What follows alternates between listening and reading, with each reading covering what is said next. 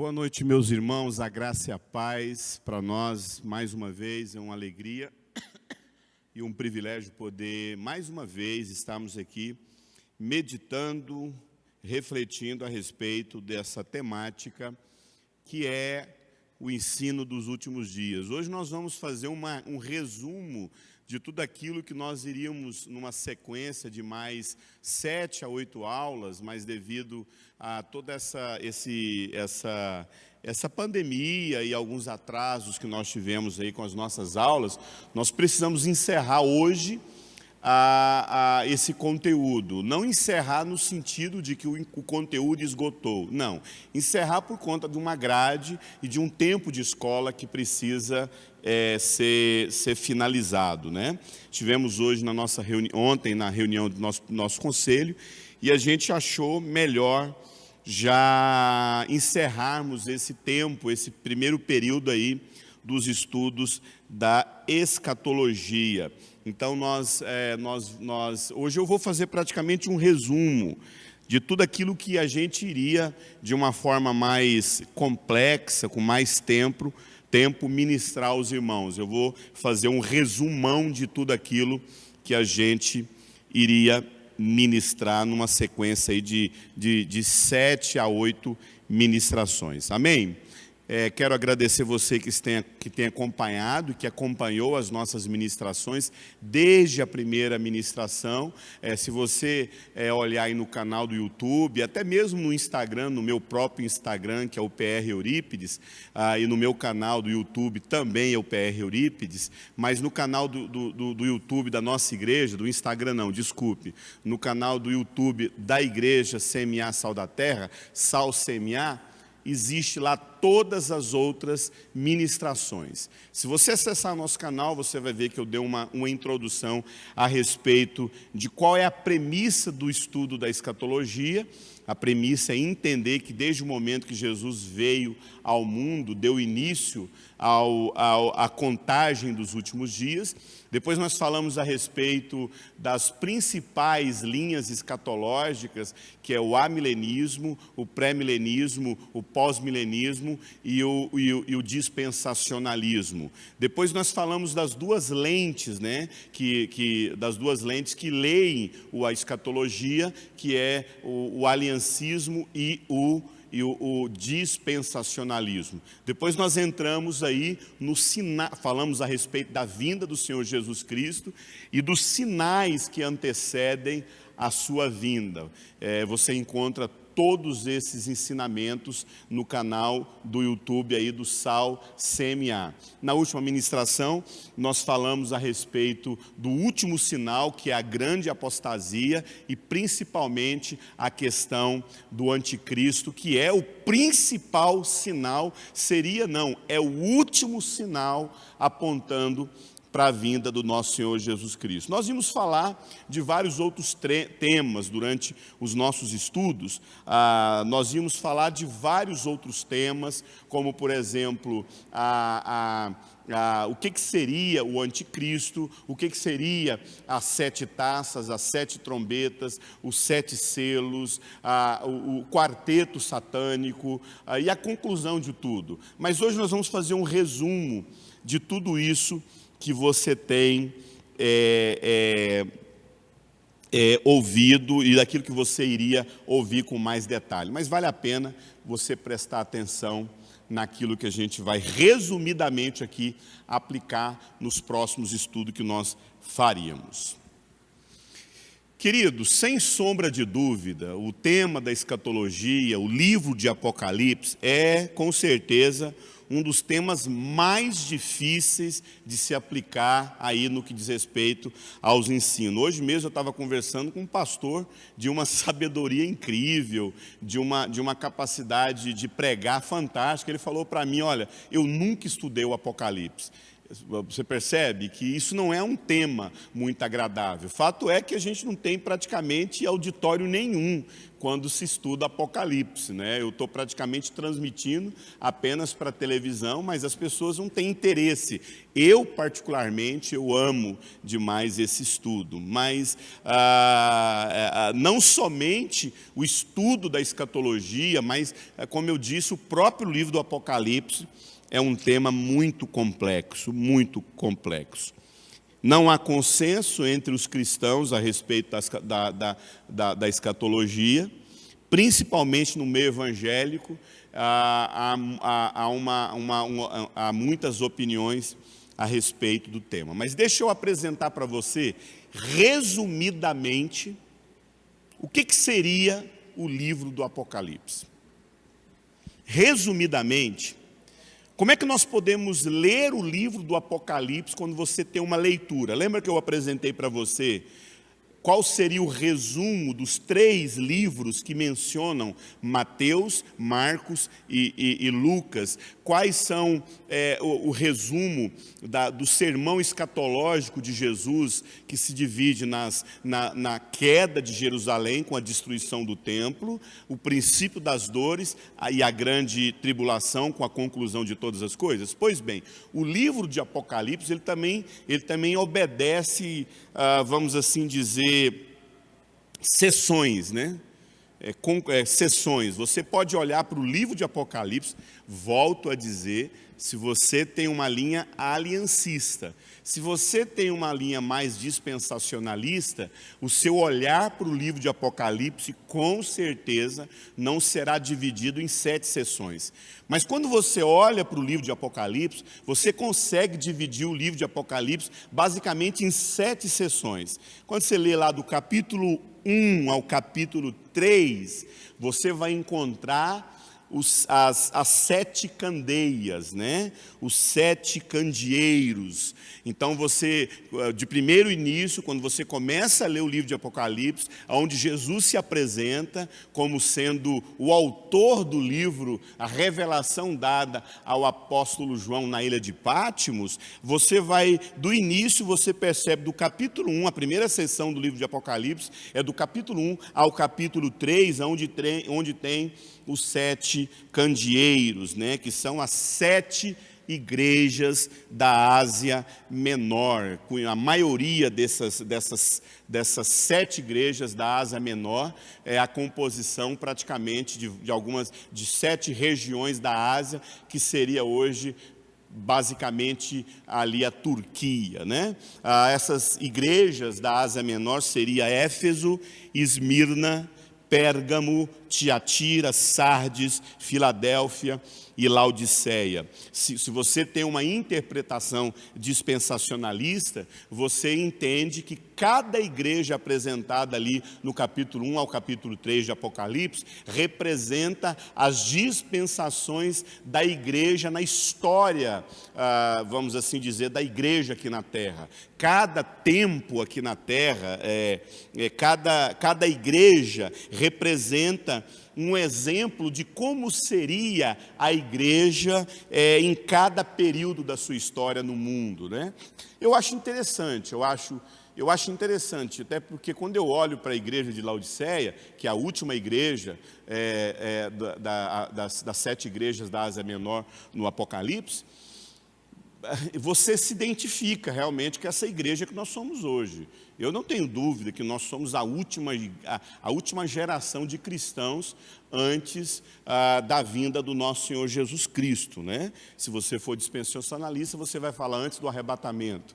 Mas antes da vinda do nosso Senhor Jesus Cristo, eu posso até achar interessante a ilustração que os dispensacionais fazem no que diz respeito a cada igreja. Cada igreja representa um tempo na história da igreja. Você toma, por exemplo, a igreja de Éfeso, né? A igreja de Éfeso é a igreja que faz tudo certo, mas com o coração errado, né? A igreja de Éfeso é aquela igreja que tem uma teologia correta, é uma igreja que tem uma ortodoxia correta, é uma igreja que não aceita a falsidade daqueles que se dizem apóstolos e não são, é uma igreja perseverante, mas, no entanto, ela é reprovada. Por quê? Porque ela não faz isso com as motivações corretas, que a Bíblia fala, Jesus diz que a motivação correta deveria ser o amor. Essa é a igreja de Éfeso. Depois nós temos a igreja de Esmirna, que é a segunda igreja, né, apresentada por João aqui em Apocalipse, que é a igreja perseguida, né? Ela é lançada em prisões e ela é excluída da sociedade por conta da fé genuína que ela possui. Uma igreja aprovada. A igreja de Esmirna foi uma igreja aprovada, uma igreja que ela era perseguida, uma igreja que era presa, né? O texto chega a dizer que ela seria lançada em prisões e ela teria muitas tribulações, mas, no entanto, ela é uma igreja aprovada por Deus por conta da fé genuína. Depois temos a igreja de Pérgamo, que é uma igreja implantada numa região aonde o texto sagrado diz que aquela região é o próprio trono de Satanás. A igreja de Pérgamo é uma igreja que foi estabelecida num lugar onde o trono do diabo era aquele lugar. Olha que curioso, Pérgamo era o trono de Satanás, né? E ela permaneceu fiel. Mas é interessante que a igreja de Pérgamo, mesmo que ela seja fiel a um lugar onde o diabo governa, ela, infelizmente, estava sendo seduzidos. Muitos irmãos da igreja de Pérgamo estavam sendo seduzidos por conta de um falso ensinamento de que a fé era fonte de lucro, a doutrina de Balaão. E alguns outros irmãos também, eles eram seduzidos pela doutrina dos nicolaítas. Era uma prática de pseudo-cristão que praticavam orgias sexuais, né? Infelizmente, a igreja de Pérgamo estava sendo seduzida por essas estranhas doutrinas. Depois tem a igreja de Tiatira, é a igreja que recebe os ensinamentos de Jezabel. Quem dá as ordens naquela igreja é o espírito de Jezabel, né? Levando os cristãos daquela igreja a se prostituírem, a ter uma vida sexual contaminada e com muita idolatria. Interessante que, novamente, irmãos, na igreja de Tiatira, o texto diz quase a mesma coisa da igreja de Pérgamo, que havia falso ensino no meio do povo. O que desviava os cristãos de Pérgamo, o que desviava os cristãos de Tiatira, era justamente ensino errado. Amado, isso para mim e para você, como pastor, como líder, nós temos que entender que ensino errado na igreja pode desviar as pessoas. A gente acha que muitas vezes as pessoas estão desviando lá no mundo por conta do mundanismo, por conta dos pecados tão claros no mundo. Mas quando você olha para a igreja de Pérgamo e para a igreja de Tiatira, você percebe que mesmo a pessoa estando dentro da igreja, o diabo manda falsos ensinamentos, falsas doutrinas para desviar. Deixa eu te falar uma coisa para você: dinheiro e sexo e idolatria caminham junto. É o tripé da decadência de um líder: dinheiro, sexo e idolatria, né? Depois temos a igreja de Sardes, né? A igreja de Sardes é a igreja que gosta da aparência. É uma igreja que tem fama de que vive, mas, no entanto, ela é uma igreja que está morta. O texto sagrado diz que você tem fama de que é uma igreja viva, mas você está morta, né? E Deus fala que mesmo diante de uma igreja que todo mundo acha que ela é uma igreja alegre, viva, e ela está morta, mas mesmo assim o texto chega a dizer: há pouquíssimos no meio de vocês que ainda não se contaminaram e guardaram, e a Bíblia fala que Deus está guardando estes. Depois tem a igreja de Filadélfia, né? Essa é a igreja que todo pastor queria ser o coordenador, o líder dessa igreja. Inclusive, Há muitos irmãos, há muitos pastores que até colocam, né, o nome da igreja, né, Igreja Batista Filadélfia, Igreja Assembleia de Deus Filadélfia. Por quê? Porque a igreja de Filadélfia é praticamente a igreja mais aprovada das 7 igrejas, né? Claro que a igreja de Esmirna também é uma igreja aprovada. Mas a igreja de Filadélfia é uma igreja que ela é perseguida, mas ela não desiste. É uma igreja de pouca força, mas que o próprio Deus tinha aberto uma porta para aquela igreja que ninguém ia fechar. Filadélfia é a igreja que não precisa necessariamente ser uma igreja grande.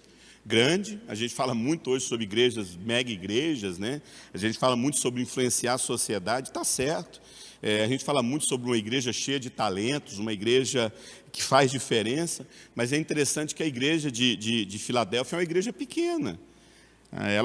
E quando você lê essa advertência da igreja de Filadélfia, você aprende que para que uma igreja seja vitoriosa onde ela foi implantada, ela basta depender, ser firme nos valores de Cristo. Uma igreja fraca, mas que tem uma força de Deus em si mesma. Depois nós temos a última igreja aqui, desse primeiro bloco do livro de Apocalipse, que é a igreja de Laodiceia. Eu, particularmente, acho que essa aqui é a pior igreja de todas as 7 igrejas, né? Não sei se você sabe, a palavra Laodiceia significa a voz do povo.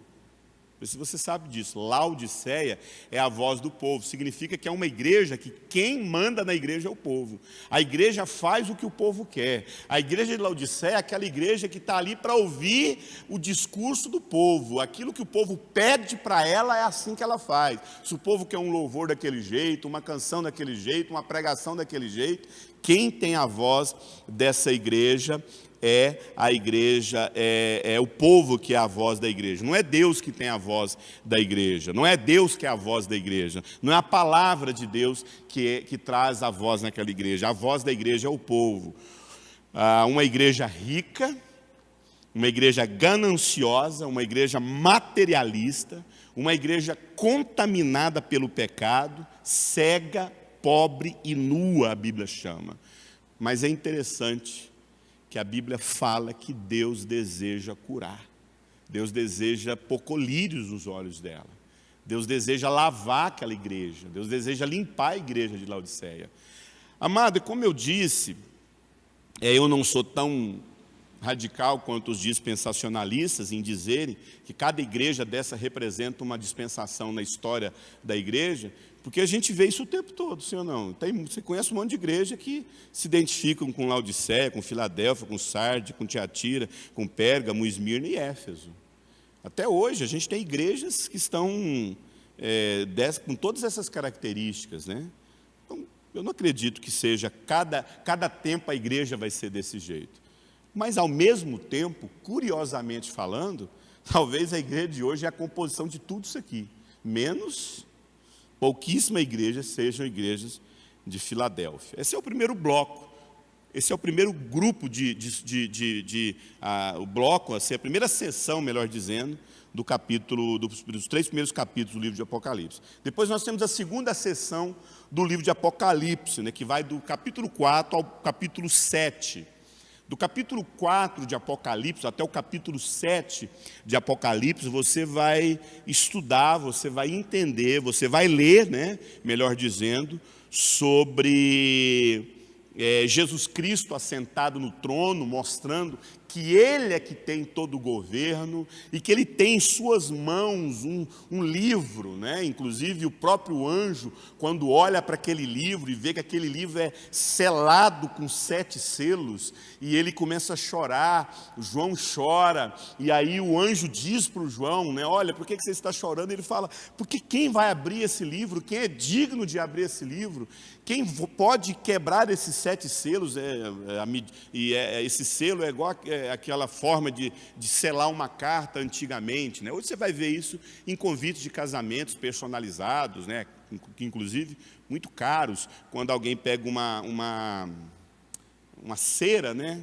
e vai lá e pega um anel e sela. E depois, quando você vai abrir, você tem que quebrar aquela cera e abrir o pergaminho. Pois bem, isso é a ideia dos 7 selos desse livro, que somente Jesus Cristo, o anjo fala, quem tem o direito, quem tem a capacidade, quem é que pode abrir esse livro, quem pode quebrar esses selos? E o anjo diz, o leão da tribo de Judá, aquele que estava morto e está vivo, ele venceu a própria morte, o Senhor Jesus Cristo, o Cordeiro. Ele se levanta no seu trono e ele abre os 7 selos. E quando cada selo é aberto, é uma sequência de eventos que apontam para o fim do mundo, para o fim das eras. Quando 7 selos são abertos, detalhe, isso aqui é pós-princípio das dores.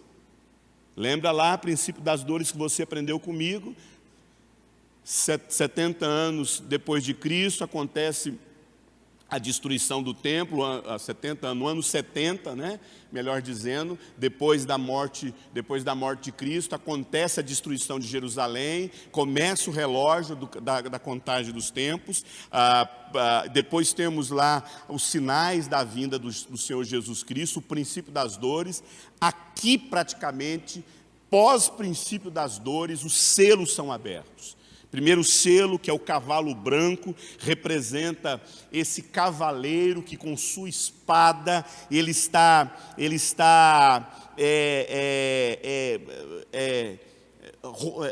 cavalgando sobre a terra. Na verdade não é espada, é um arco. Ele tem um arco e ele tem uma coroa e ele está correndo por toda a terra, declarando a vitória do Cordeiro. Esse é o primeiro selo. O primeiro selo que abre é para falar que quem tem o governo sobre a história do mundo é nosso Senhor Jesus Cristo. Depois tem um segundo selo, que é o cavalo vermelho. O cavalo vermelho, esse selo que é aberto, ele vai produzir na humanidade uma guerra, uma grande guerra. Possivelmente essa guerra seja a terrível Terceira Guerra Mundial. A Bíblia fala que toda a humanidade será assolada, e quando o cavalo vermelho, esse segundo selo, é aberto, todos os homens da terra se tornarão inimigos uns dos outros, e haverá guerras e lutas entre os seres humanos. Depois tem o terceiro selo, que é o cavalo preto. Esse cavalo preto, ele possui na sua mão uma balança, e essa balança representa o juízo que Deus vai derramar sobre todos os homens que foram injustos com seus julgamentos, e literalmente gente que usou de balança enganosa para enganar as pessoas. É o acordo errado. Curioso, a Bíblia fala que tem um selo que é aberto no livro de Apocalipse, que é o terceiro selo do cavalo preto, que diz que vai julgar quem agia com desonestidade quando vai pesar 1 quilo de arroz e coloca 600 gramas. Quando vai pesar 1 quilo de carne e coloca 900. Quando vai colocar a gasolina na bomba e vai lá e adultera. Mas a Bíblia fala também que vai ser julgado aqueles que fizeram juízos errados e deram falso testemunho. Esse é o terceiro selo, que é o cavalo preto. Depois temos o quarto selo, que é o cavalo amarelo. Esse cavalo amarelo, que é o quarto selo, é muito forte essa cena, porque quem está montado nesse cavalo amarelo é a própria morte. Uma vez eu estava conversando com uma pessoa, com uma teóloga, e eu falo, quando eu olho nas escrituras, eu vejo a morte como uma entidade. Eu não vejo a morte só como um estado de morte, eu vejo como um ser, igual o anjo, igual os 4 seres viventes, igual os 144 mil. Porque quando a gente olha para o Apocalipse, você vai ver que as criações de Deus, que a Bíblia menciona, são os anjos, que se tornaram, os anjos de Deus. Depois tem um grupo que se tornou demônio, uma terça parte do anjo dos céus. Tem os 4 seres viventes, tem os querubins, os serafins, tem os 144 mil e tem os anciões. Os anciãos. Então e são entidades, são seres, assim como anjos, assim como seres humanos.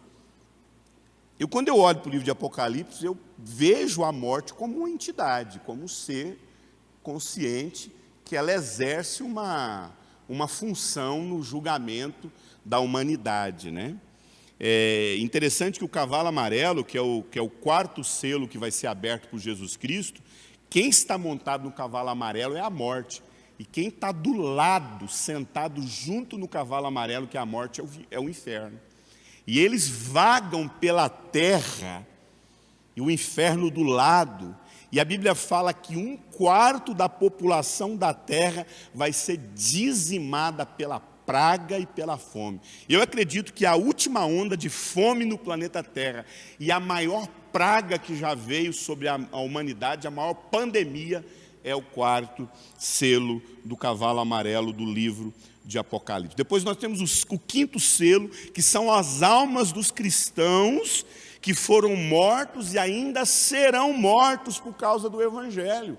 O quarto selo, amado, representa a quantidade de cristãos que serão mortos por conta de não negarem o Evangelho. Depois nós temos o penúltimo selo, que será um último terremoto que acontecerá no planeta Terra. A Bíblia fala que quando o sexto selo, o penúltimo selo é aberto, acontecerá um terremoto na humanidade que matará a maior parte da população do planeta. Será um terremoto que não será apenas em locais, como alguns lugares que têm as suas placas tectônicas, que você comprova cientificamente porque aconteceu aquele terremoto. Esse aqui não, esse aqui vai ser um evento sobrenatural. Todo o planeta será assolado por um grande terremoto. O sol vai escurecer, a lua se tornará vermelha, vários terremotos, ilhas, cidades inteiras desaparecerão nas orlas marítimas, ilhas, o texto sagrado ali nesse segundo bloco do livro de Apocalipse. Depois nós temos o último selo. Esse selo é aberto e há um tempo de meia hora de silêncio no universo, né? E rapidamente um fogo é derramado dos céus e mata praticamente quase toda a população do mundo. Esse aqui é o Apocalipse que a gente não gosta de ler, né? Que são os 7 selos. Depois nós temos a terceira parte do livro, a terceira sessão do livro de Apocalipse, que vai do capítulo 7 até o capítulo 11, que são as 7 trombetas. Agora presta atenção, o que seria as 7 trombetas, né?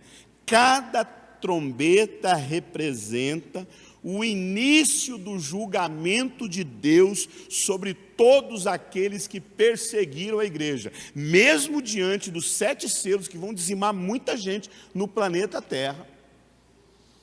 Ainda haverá muita gente no planeta vivo, mas que perseguiram a igreja.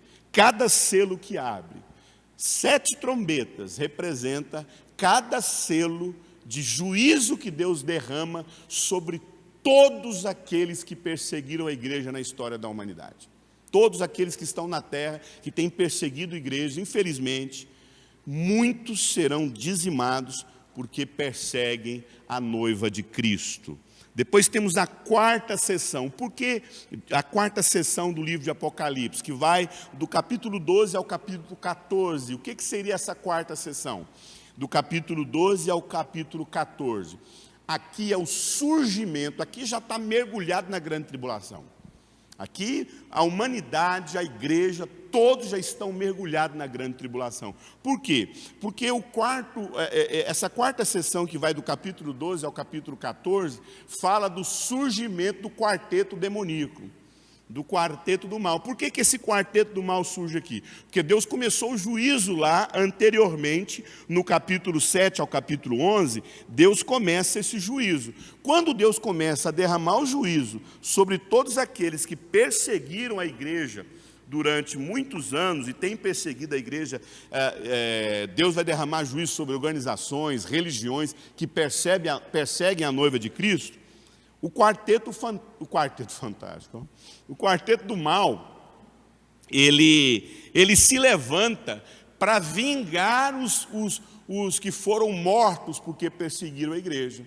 Quando aqueles que perseguem a igreja começam a ser, Deus começa a tocar as trombetas e cada grupo começa a ser julgado na grande tribulação que virá sobre a humanidade, esse quarteto do mal se levanta para vingar e para realmente destruir e perseguir a igreja, né? Cada trombeta, ou desculpe, cada personagem desse quarteto do mal vem derramar juízo e produzir mais perseguição. E aí, nesse momento aqui do capítulo 12 ao capítulo 14, todos estão mergulhados. Detalhe, tanto em Lucas, tanto em Marcos, quanto em Mateus, não há nenhuma menção de arrebatamento. Não há nenhuma menção. Você pode ler do capítulo 1 de Apocalipse até o capítulo 14, que é o surgimento do dragão, do anticristo, do falso profeta e da Babilônia. Não há arrebatamento. Os cristãos estão todos vivendo isso aqui. O arrebatamento foi uma interpretação de 2 ou 3 textos, e alguns textos que não fala nesse texto, esse conceito de arrebatamento, não há nenhuma menção no livro de Apocalipse. Você não encontra, você pode ler todos os textos do livro de Apocalipse, você não vê nenhum momento os cristãos indo morar no céu. Há um encontro com Cristo, lá se aproximando no capítulo 20. Há um encontro com Cristo nos ares, para que nós retornemos para a terra. Mas essa ideia de um escape, se você olha para a teologia do arrebatamento, que é 100% dispensacionalista, com menos de 110 anos de idade, essa teologia, se você for lá nos pais da igreja, há 150 anos, há 200 anos, há 500 anos, ninguém pregava sobre isso. Você estudou a minha aula sobre dispensacionalismo e aliancismo, você vai aprender nesse momento, você vai aprender como é que surgiu essa teologia. Mas aqui começa a grande tribulação. E por que a grande tribulação? Por que o dragão, o falso profeta, por que o dragão, o anticristo, o falso profeta e a Babilônia se levantam para matar a igreja na terra? As pessoas vão falar, mas a grande tribulação é para tratar Israel. Deixa eu te falar uma coisa, lá no livro de Apocalipse fala o seguinte: estarão diante do Cordeiro milhares de milhares, louvando, de toda tribo, povo, língua e nação. Ponto final. Não fala assim, todo povo, tribo, língua e nação, Israel. Amado, se tivesse lá, povo, língua e nação, Israel do lado de Jesus Cristo lá, aí eu poderia acreditar. Você poderia falar para mim que Deus tem um tratamento só para o povo judeu durante a grande tribulação. Isso não existe, amado. Isso é uma teologia para preparar crente, para ir embora do tratamento, daquilo que Deus quer tratar mesmo o povo. E é o que eu disse para você. A igreja do Senhor Jesus Cristo, deixa eu falar uma coisa que eu esqueci de falar lá entre o 6º selo e o 7º selo. Quando você vai lendo do 1º selo, 2º selo, 3º, 4º, 5º, 6º selo, você vai ver, eu não estou mencionando os textos por conta do tempo, eu estou resumindo tudo aquilo que a gente ia explicar com mais detalhes. Eu tive que elaborar uma aula para resumir todo o conteúdo que eu ia dar em mais 5, 6 aulas. Entre o 6º selo e o 7º selo, o Apocalipse diz, aí você vai ler lá, todo do capítulo 4 ao capítulo 7. Você vai ler entre o 6º selo e o 7º selo, que aqueles que possuem o selo de Deus não sofrerão os danos dos selos. Ou então, como é que a igreja não vai passar pela grande tribulação, que diz que quem tem o selo de Deus não passará? Aí os dispensacionalistas vão falar, o selo de Deus é porque o judeu é escolhido. Amado, o selo de Deus, nós sabemos que a Bíblia fala que existem 2 selos, que é a palavra, que é o Espírito Santo, que é o selo da promessa. Aquele que possui o Espírito Santo como selo da promessa. Eu fui selado com o Espírito Santo. E o outro selo que a Bíblia fala é a sua lei, a sua palavra. A sua palavra.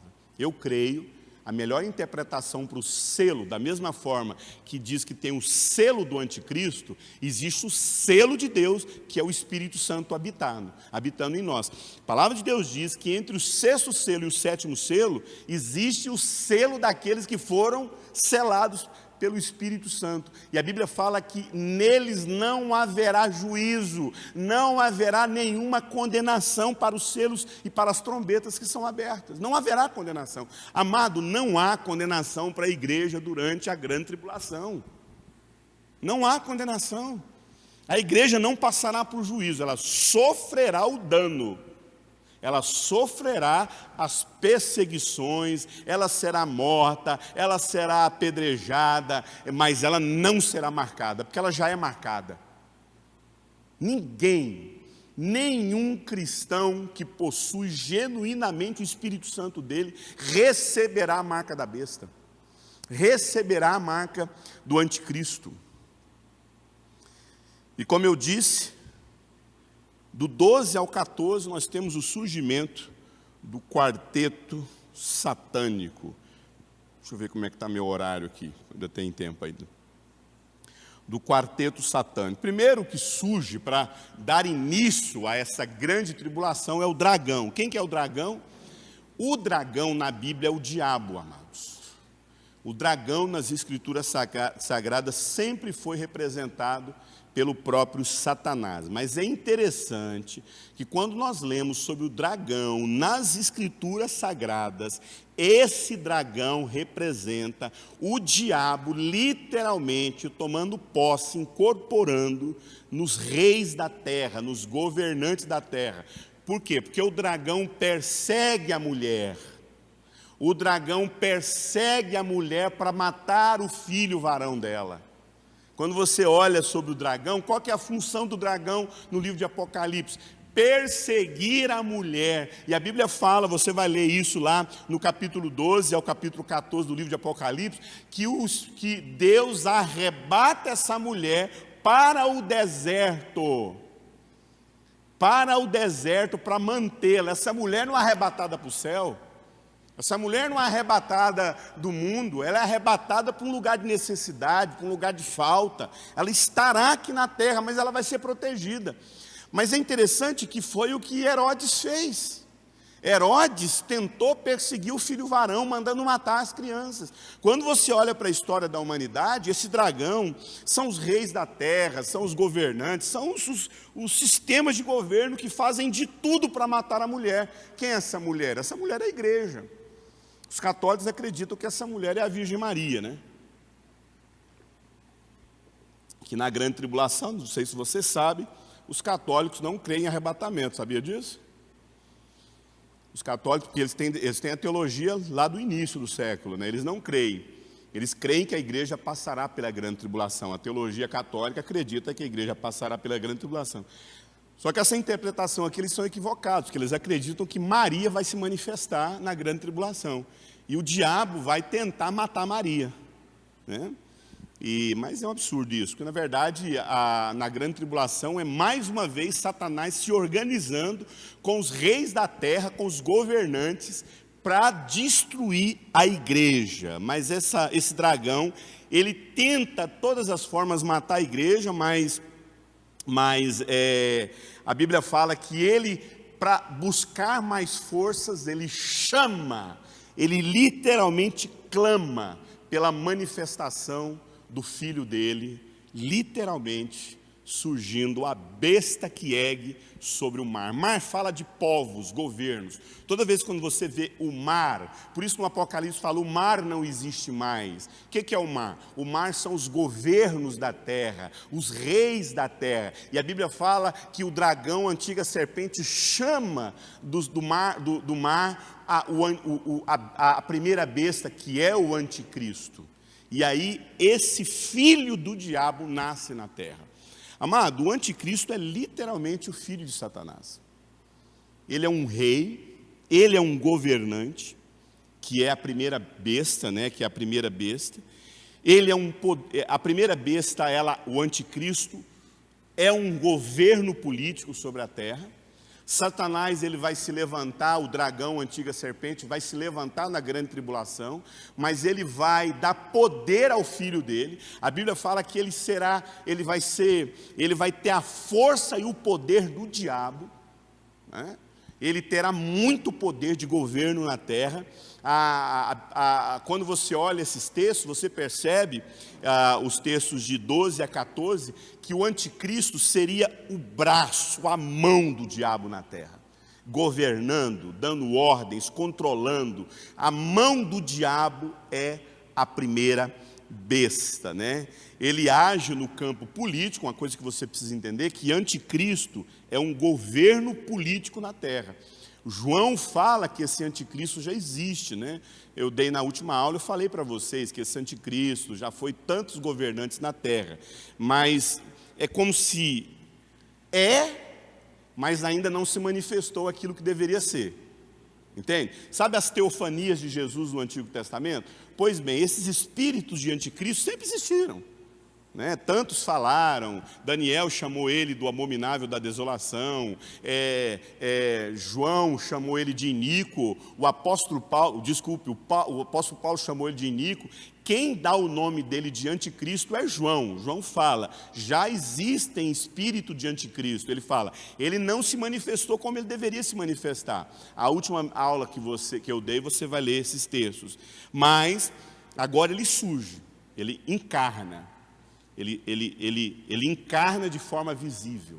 Satanás vai encarnar num ser humano na terra, assim como Deus fez isso. O diabo é usurpador, ele quer imitar a Deus, e da mesma forma que Deus um dia enviou o seu filho ao mundo, Satanás vai enviar o filho dele ao mundo, que é o anticristo. O anticristo é aquele que se opõe a Cristo. Uma outra tradução muito interessante para anticristo é aquele que se opõe a tudo que é cristão, a tudo aquilo que vem de Deus, e o seu poder será, como eu disse, pelo governo da terra. Curiosamente falando, convido você a ler essa quarta sessão, do 12 ao 14, você vai ver nesse bloco de texto, ele sendo morto. O anticristo, ele é morto. Vem sobre ele uma ferida mortal. Alguns teólogos dizem que ele vai literalmente morrer. Durante a grande tribulação, o anticristo vai passar por uma ferida mortal. E aí surge a segunda besta, que é o falso profeta. Esse ergue sobre a terra, né? Aí ele, literalmente, ele surgindo pelo clamor da religião.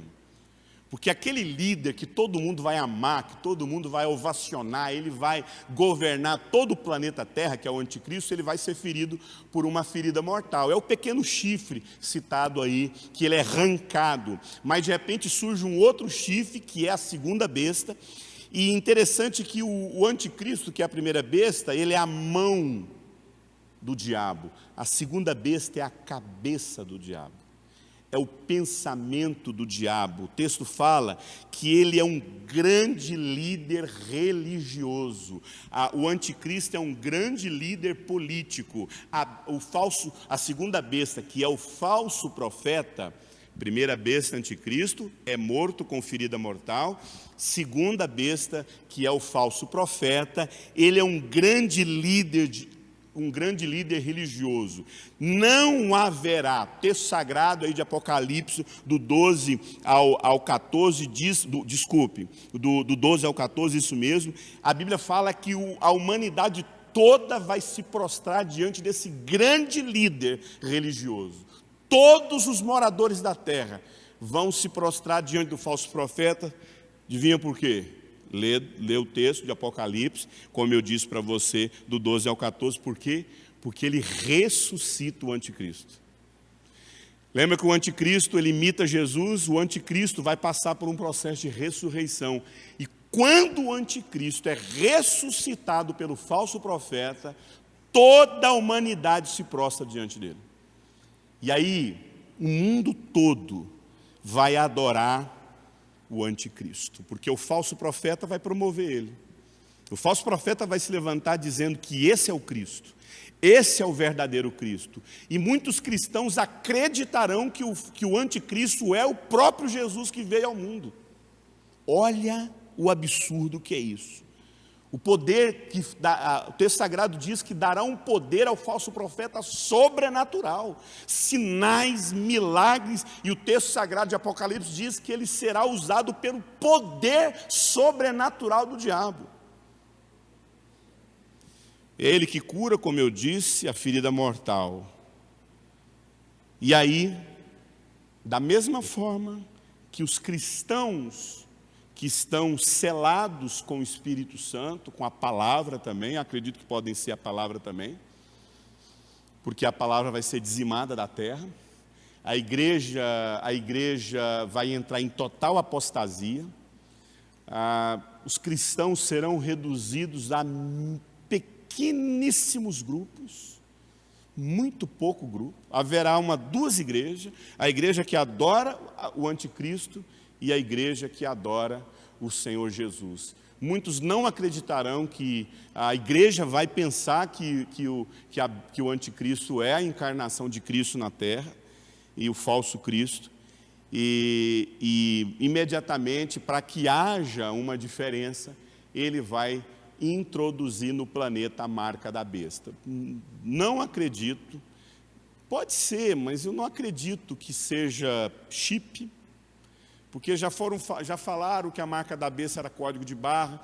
Amado, se eu acreditar que a marca da besta é um chip, eu já tenho a marca da besta já no meu celular, já, porque todo mundo tem chip. Hoje tem chip para tudo, meu irmão. Tem chip para tudo. Não acredito, porque a marca da besta fala que é na fonte e na mão. Lembra que o anticristo, o primeiro falso profeta, ele é a cabeça, o primeiro falso profeta é a mão, e a primeira besta é a mão e a segunda besta é a mente do diabo. A primeira besta é o anticristo e a segunda besta é o falso profeta, e essa marca 666, que é o número do homem. Por que é o número do homem? Porque os três poderes da terra é a política, a religião e o dinheiro. O homem tem nas mãos dele a política, o homem tem nas mãos dele a economia, e o homem tem na mão dele a religião. Política, religião, política, eu errei no início, política, religião e economia. Esses são os três poderes que dominam. E todas as vezes que a igreja dá a mão aos políticos da terra, é vendida pelo dinheiro que a política traz para a religião, o que surge? A marca da besta.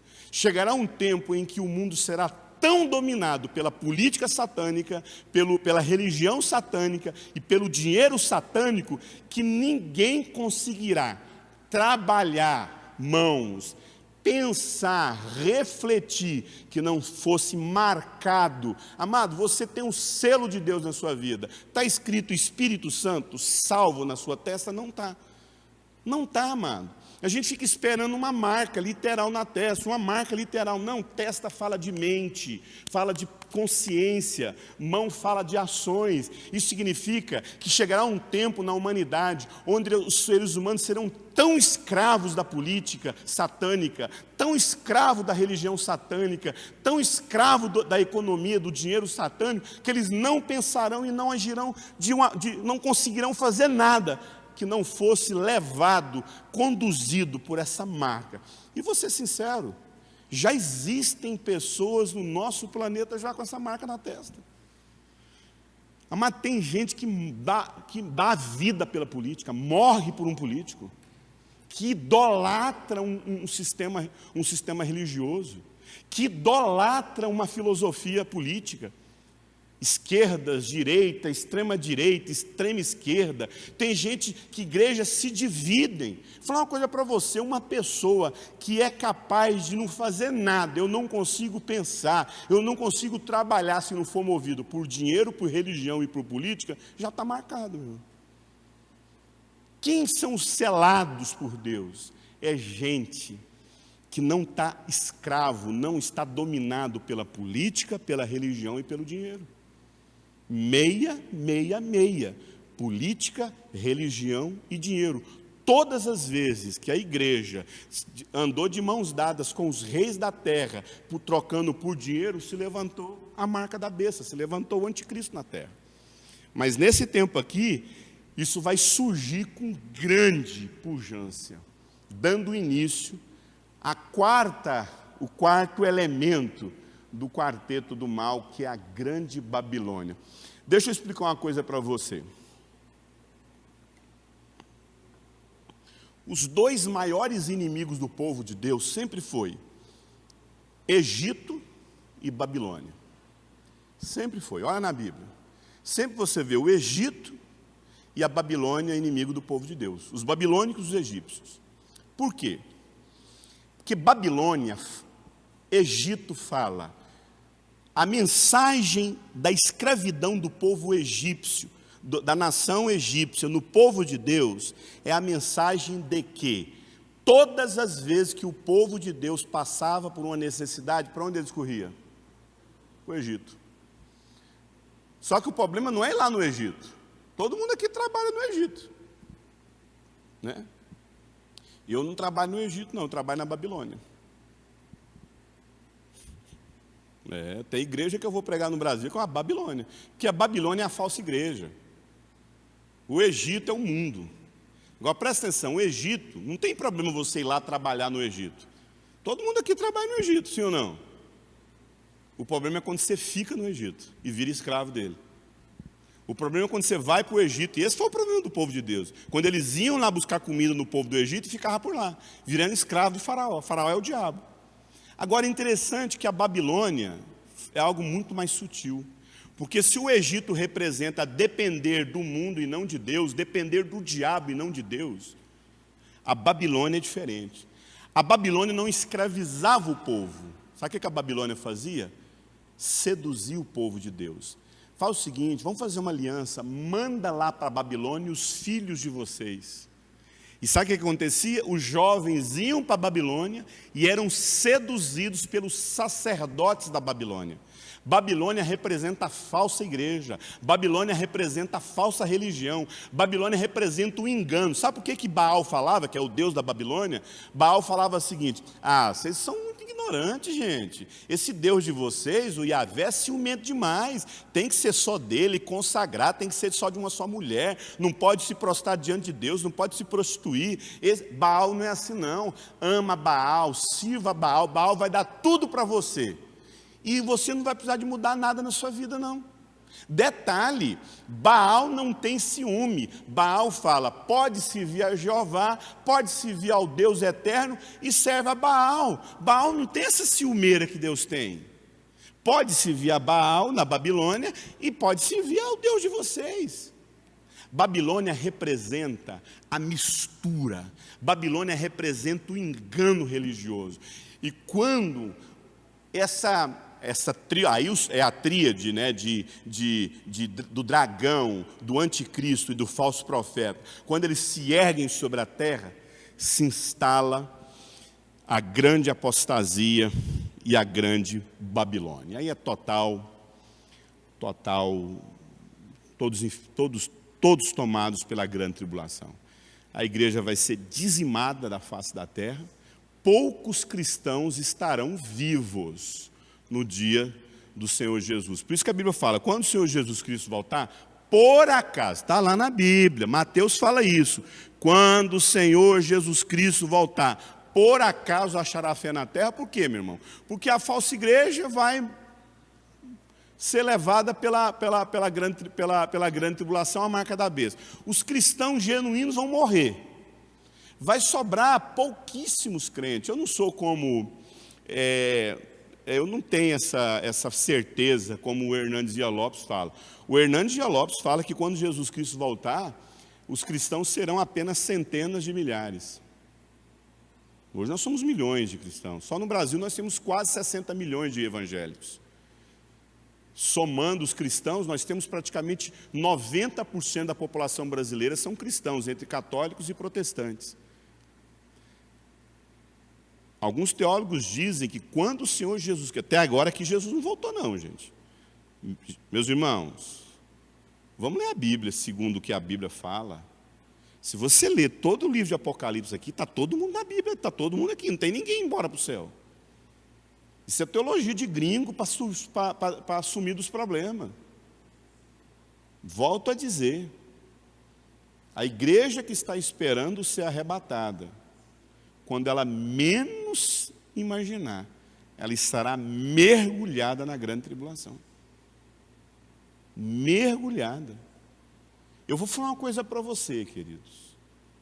Se Jesus não poupou os cristãos do início da igreja, eles eram queimados como piras para iluminar Roma, queimados vivos, jogados de milhares e milhares nos ginásios como entretenimento para serem engolidos por leões. Se Deus não livrou os cristãos genuínos no início da igreja, por que Deus vai livrar esse bando de crente carnal que nós temos hoje aí? Eu não acredito. Quando nós menos percebermos, nós estaremos mergulhados na grande tribulação. Querido, quando se instalar todo o governo de Satanás na terra através do anticristo, que será morto por uma ferida mortal, alguns teólogos dizem que ele vai simular uma ressurreição, simular uma morte, mas não será uma ressurreição do nível, da forma como aconteceu com Jesus Cristo, porque o diabo não tem o poder da vida. Eu tenho minhas dúvidas a respeito disso, porque eu vejo no Antigo Testamento os feiticeiros de Faraó transformando a vara morta de um sacerdote, um pedaço de pau, num ser vivo. Eu vejo no Antigo Testamento os feiticeiros de Faraó produzindo milagres, produzindo prodígios, melhor dizendo. Então, a ferida mortal feita no anticristo será curada pelo falso profeta, e aí instalará no planeta Terra toda esse quarteto satânico. Mas quando você chega na quinta sessão do livro de Apocalipse, que é do capítulo 15 ao capítulo 16, você vê Deus agora derramando as suas taças. Cada taça representa a ira de Deus sobre os ímpios da terra que adoraram o anticristo, que adoraram o falso profeta, que aceitaram a marca da besta. Deus derramando juízo. E a esse juízo toma a sua conclusão total nessas 7 taças da ira de Deus. Quando você chega ali no capítulo 17 ao capítulo 19, você vê a queda e o juízo de Deus sobre o quarteto do mal, onde Deus lança no lago de fogo, onde Deus derrama juízo. A vitória de Deus já está garantida do Cordeiro, a grande Babilônia é julgada. E detalhe que dói ouvir isso. Quando você lê do capítulo 17 ao capítulo 20, você vê uma expressão: a grande Babilônia, a mãe das meretrizes. A Babilônia, amada, ela não só tem mãe, não. Ela não é só uma Babilônia, não. Ela tem filhas. Ela tem filhas. E a Bíblia fala que a grande Babilônia está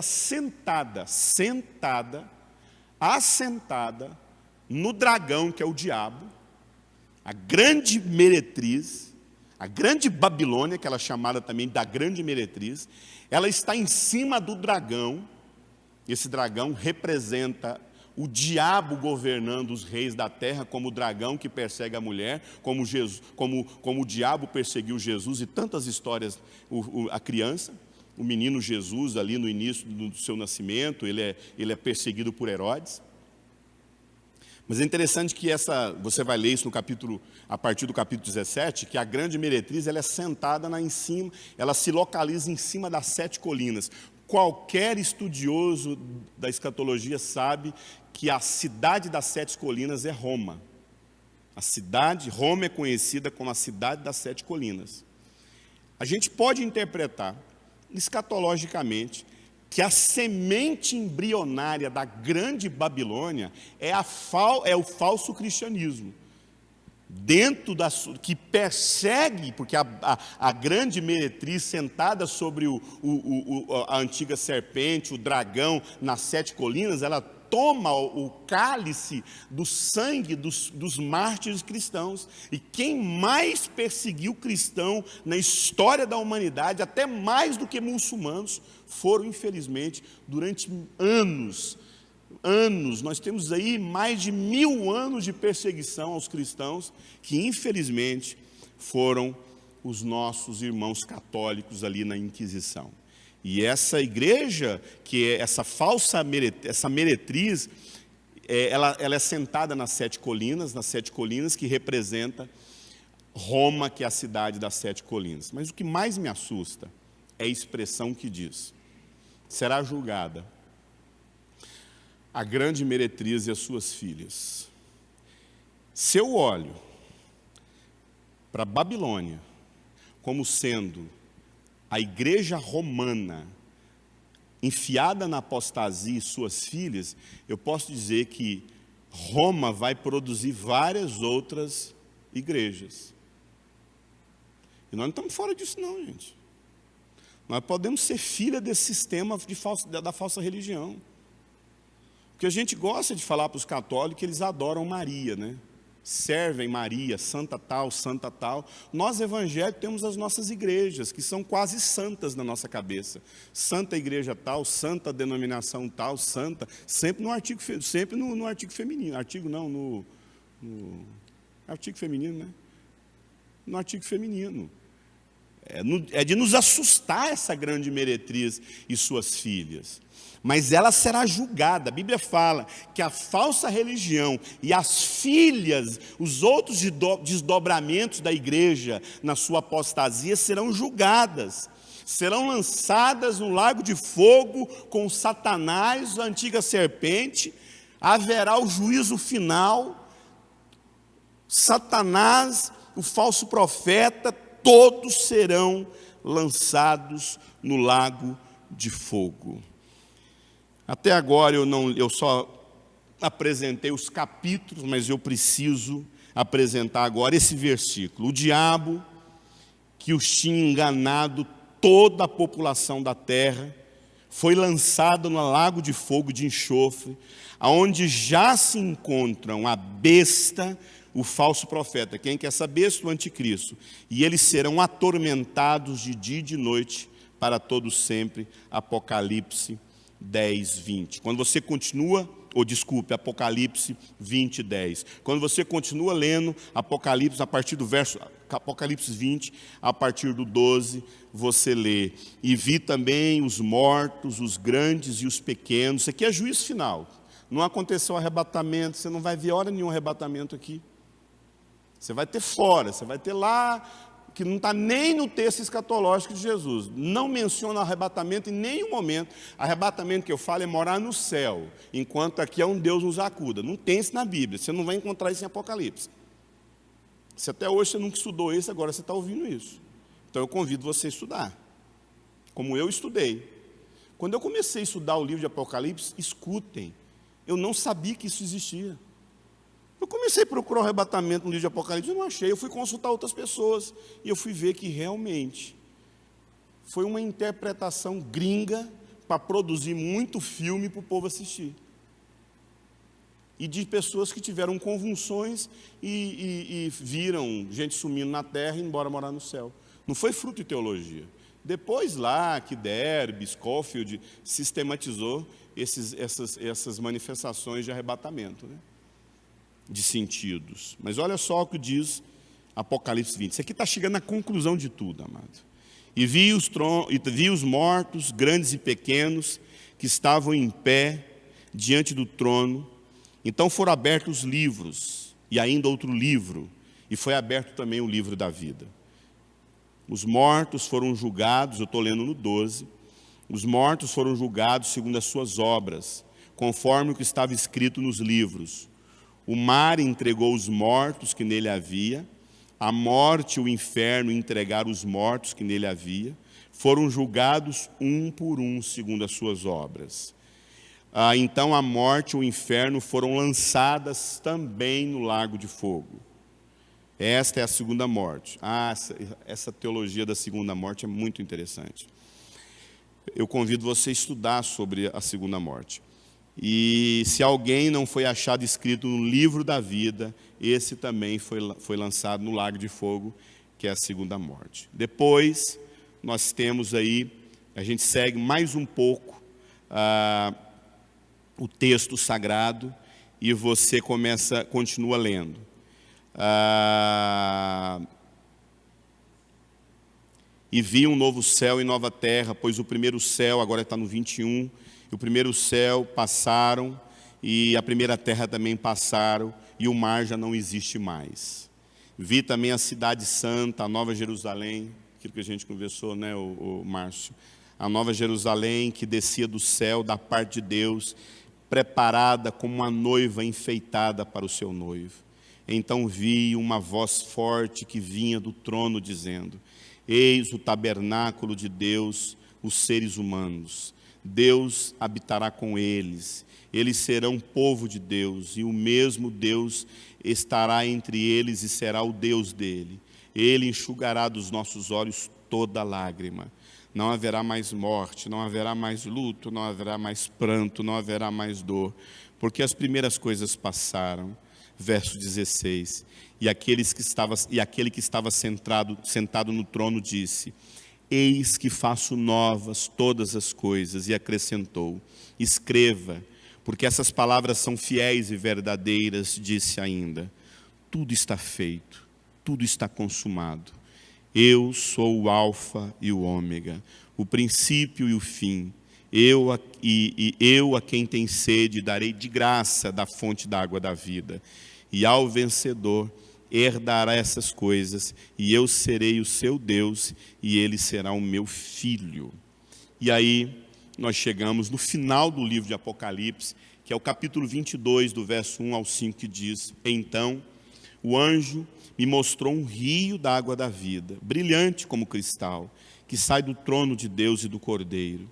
No meio da praça da cidade, e de um lado para o outro, existe um rio. E lá nesse rio existe uma praça, e na praça existe uma árvore, a árvore da vida, que produz 12 frutos, dando seu fruto todo mês. Todo mês. E as folhas da árvore são cura para todos os povos. Não haverá maldição, não haverá mais maldição. Nele estará o trono de Deus e o Cordeiro, e os seus servos o adorarão para a eternidade. Contemplarão sua face, e na sua testa terão gravado o nome do Cordeiro. Então já não haverá mais noite, e não precisarão de lamparina, nem da luz do sol, porque o Senhor Deus os brilhará, e reinarão para todo sempre. Essa é a nossa esperança, amado. Esse mundo vai piorar. Nós não seremos arrebatados. Nós não vamos ficar livre da grande tribulação que virá sobre a terra. Se Deus tiver misericórdia de nos levar antes, que Ele nos leve. Mas eu tenho certeza que se a gente passar pela grande tribulação, o Espírito Santo nos revestirá de força para abrirmos mão da nossa própria vida. E porque temos o selo do Espírito Santo, porque temos a palavra dele no nosso coração. Eu espero que essas mensagens tenham trazido esperança e fé no seu coração, assim como trouxe esperança e fé no meu coração. Muito obrigado, Deus abençoe. Creem, estudem o livro de Apocalipse. Eu, particularmente, me sinto extremamente edificado por esse conteúdo. Vamos orar. Pai, muito obrigado por essa noite. Obrigado pela Tua palavra que é tão viva e eficaz. Fala ao nosso coração mais e mais por essa palavra. Muito obrigado por tudo que o Senhor nos ensinou aqui. Por Jesus Cristo que oramos. Amém.